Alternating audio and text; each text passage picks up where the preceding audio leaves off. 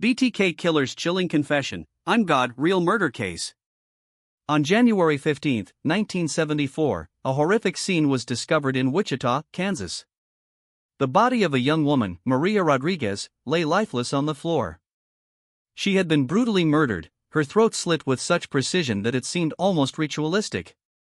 The investigation would lead to one of the most notorious serial killers in American history, Dennis Rader, aka BTK. But what's chilling is not just his gruesome crimes, but his own twisted sense of self-importance. As authorities delved deeper into the case, they found a cryptic message scrawled on the wall near Maria's body, I am God.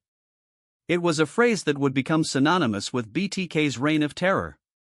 Rader believed he was divine, and that his killings were a form of worship. Over the next 3 decades, BTK claimed responsibility for 10 more murders, taunting the police with cryptic letters and gruesome photographs. His victims were predominantly women, often with children nearby. The senseless brutality left the community reeling. But what's even more disturbing is how Rader managed to evade capture for so long.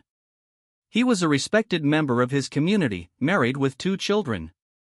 His neighbors knew him as Mr. Nice Guy, a devoted family man and Boy Scout leader. The truth was far more sinister. BTK had been playing a twisted game of cat and mouse with the authorities, always one step ahead.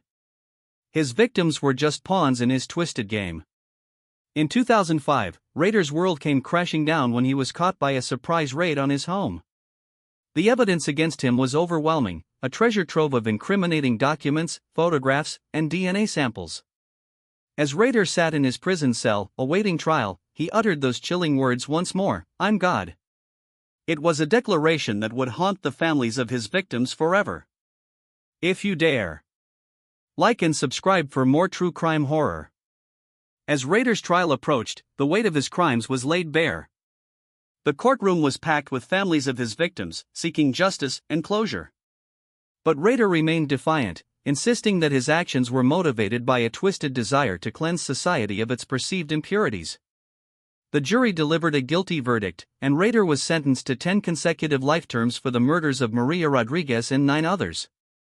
But even in prison, he continued to taunt his victims' families, sending them letters filled with vitriolic language and bizarre justifications for his crimes.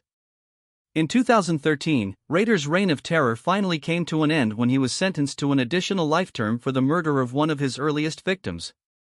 As he was led away in handcuffs, a sense of closure washes over the families he had devastated. But the true horror of BTK's crimes will never be forgotten. If you dare, like and subscribe for more true crime horror.